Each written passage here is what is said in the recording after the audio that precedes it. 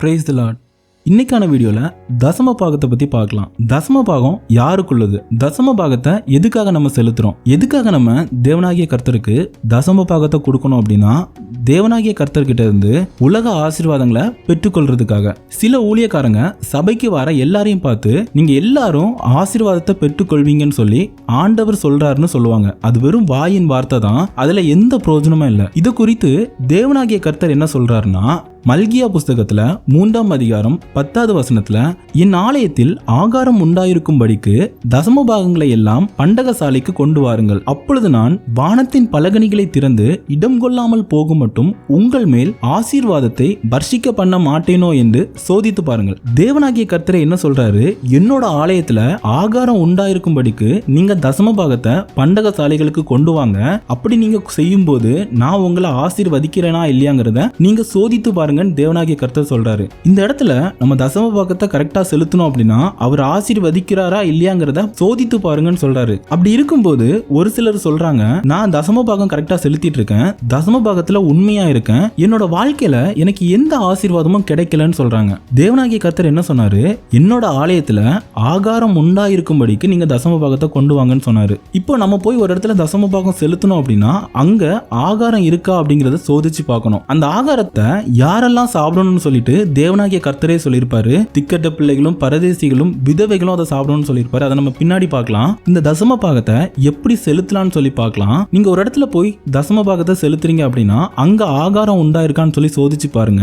அப்படி அந்த இடத்துல ஆகாரம் இல்லை அப்படின்னா நீங்க செலுத்துற தசம பாகம் அங்க அங்கீகரிக்கப்படாது, உங்களுக்கு எந்த ஆசீர்வாதமும் கிடைக்காது. இங்க அநேக ஆலயங்கள்ல ஞாயிற்றுக்கிழமை ஆராதனைக்கு அப்புறமா தசம பாகத்துல இருந்து ஒரு பங்கு எடுத்து அங்க இருக்கக்கூடிய எல்லாருக்குமே சாப்பாடு கொடுக்குறாங்க. இது குறித்து தேவனாகிய கர்த்தர் உபாகமம் 14ஆம் அதிகாரத்துல 29வது வசனத்துல சொல்லியிருப்பாரு. இந்த தசம பாகத்தை யாரெல்லாம் சாப்பிடணும் அப்படின்னா, தசம பாகத்தை வைத்தவரும் அவங்க குடும்பத்தாரும் பரதேசிகளும் திக்கட்ட பிள்ளைகளும் விதவைகளும் ஊழியக்காரனின் குடும்பத்தாரும் இதை வந்து சாப்பிடலான்னு சொல்லிட்டு தேவனாகிய கர்த்தரே சொல்லியிருப்பாரு. இதனால நமக்கு என்ன லாபம்? நாம தசம பாகத்தை செலுத்தும் போது திக்கட்ட பிள்ளைகளும் பரதேசிகளும் விதவைகளும் அதை சாப்பிடும் போது தேவனாகிய கர்த்தர் அதை அங்கீகரிக்கிறாரு. அங்கீகரிக்கும் போது அதை செலுத்தினவங்களுக்கு ஆண்டவர் ஆசீர்வாதங்களை அளிக்கிறாரு. இப்போ ஒரு சில பேர் அப்படிலாம் இல்லை அப்படின்னு சொல்லிட்டு சொல்ல வருவாங்க. எந்த ஊழியக்காரங்களும் சொல்ல வர மாட்டாங்க. ஆனா ஊழியக்காரங்க கிட்ட இருக்கக்கூடிய ஆடுகள் தான் பேச வருவாங்க. சோ அவங்களுக்கு என்னோட வாழ்க்கையில் நடந்த ஒரு விஷயத்த நான் சொல்றேன். நான் ஒரு ஊழியக்காரர் கிட்ட போயிட்டு இந்த தசம பாகத்தை குறித்து பேசினேன். இப்போ அவர் என்ன சொன்னார் அப்படின்னா, ஆலயத்துல ஆகாரம் என்பது தேவனுடைய வசனம்னு சொன்னாரு. இயேசு சொன்னாரு, மனுஷன் அப்பத்தினால் மாத்திரமல்ல தேவனுடைய வாயிலிருந்து வரும் ஒவ்வொரு வார்த்தையினாலும் பிழைப்பான் அப்படின்னு சொல்லியிருப்பாரு. அதனால ஆலயத்தில் ஆகாரம் என்பது அவருடைய வசனம் தான் சொன்னாரு. இந்த மாதிரி ஊழியக்காரங்க வசனங்களை புரட்டுறாங்க.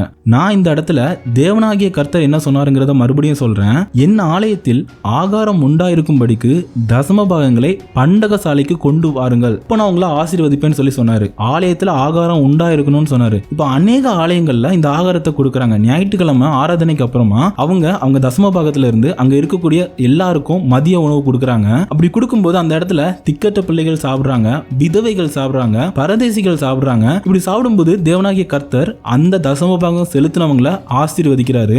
அந்த ஆசீர்வாதத்தை அவங்க பெற்றுக்கொள்றாங்க. இப்போ இந்த இடத்துல ஒரு சிலர் அப்படிலாம் இல்லை அப்படின்னு சொல்லிட்டு அடிச்சு பேசுவாங்க, தேவனுடைய வார்த்தையை புரட்டி பேசுவாங்க. அவங்களுக்கெல்லாம் நான் ஒரு விஷயம் சொல்லிக்கிறேன். இந்த இடத்துல நான் சொல்லியிருக்கிறது எதுவுமே என் வாயின் வார்த்தையிலோ இல்ல கற்பனையிலோ பேசப்பட்டதில்ல. இது எல்லாமே தேவனுடைய வாயினால புறப்பட்டு வந்த வார்த்தைகளை தான் இந்த இடத்துல பார்த்துருக்கோம். ஃபர்ஸ்ட் பார்த்தது என்ன? தேவன் தசம பாகத்தை எதுக்கு செலுத்த சொன்னாரு? என் ஆலயத்தில் ஆகாரம் உண்டாயிருக்கும்படிக்கு தசம பாகங்களை எல்லாம் பண்டகசாலைக்கு கொண்டு வாங்கன்னு சொன்னாரு. அதே தேவனாகிய கர்த்தர் ரெண்டாவது அது யாரு சாப்பிடணும்னு சொன்னாரு? தசம பாகத்தை செலுத்தினவங்களும் அவங்க குடும்பத்தாரும் திக்கட்ட பிள்ளைகளும் பரதேசிகளும் ஊழியக்காரனுடைய குடும்பத்தாரும் அதை சாப்பிடணும்னு சொன்னாரு. இதுல நான் என்னோட ஞானத்தினால எதுவுமே பேசல. தேவனாகிய கர்த்தர் சொன்ன இந்த வசனங்களே நீங்க புரட்டி பேசுவீங்களானால் இதுக்கு நீங்க நியாய தீர்ப்புல கணக்கு கொடுத்துக்கோங்க. நான் சொல்ல வந்தது உங்களுக்கு தெளிவா புரிஞ்சிருக்கும் நம்புறேன். நீங்க தசம பாகம் செலுத்த போகும்போது அந்த ஆலயத்துல ஆகாரம் இருக்கான்னு பாருங்க. அப்படி அந்த ஆகாரத்தை திக்கட்ட பிள்ளைகளும் பரதேசிகளும் விதவைகளும் சாப்பிடுறாங்களா அப்படிங்கறத பாருங்க. அப்படி சாப்பிட்டாங்க அப்படின்னா கண்டிப்பா தேவனாகிய கர்த்தர் உங்களை ஆசீர்வதிப்பாரு. உங்களோட தசம பாகத்தையும் அவர் அங்கீகரிப்பாரு.